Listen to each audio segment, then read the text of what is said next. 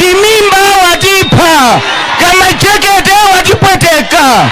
Number 1 analipea vice president watu tukulirabe mpaka pano ndipo tizalira mpaka naba 16 September tikangolowa mboma tikufuna tizaziwe chilungamo cha zimene chinachitika kwa South Chilima.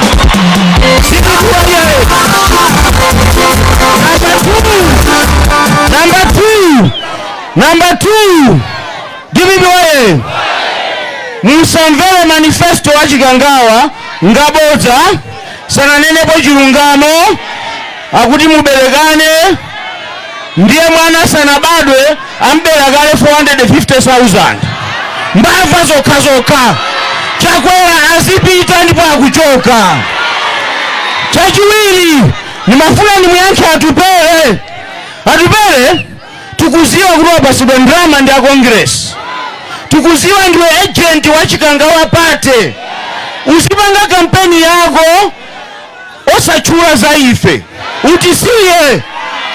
Ndakumva sulo ukumafusa anthu kwanuko kodi Jenyansa mukampezera kuti ndiye mafuna ndikuyankhe iletu ndimangong'alula Dibibiwaye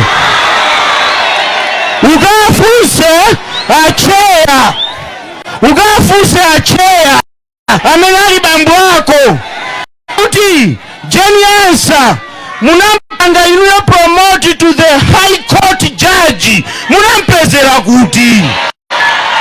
Dibibiwaye ukafuseso kuti munampanga Jenyansa ukhala chairman wa National Tribunal Compensation Tribunal zera kuti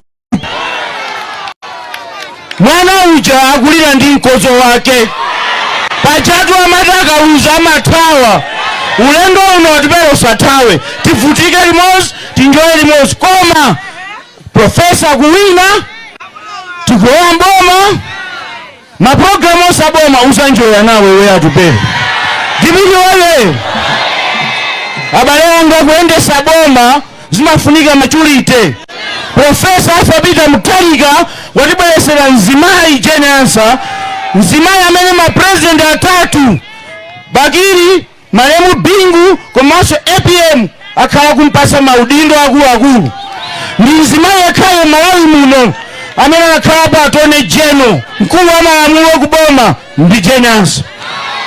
Palibe mpepa awo ongotengana okuba ukauka mbava zokha. Dibibiwaye mukandona zi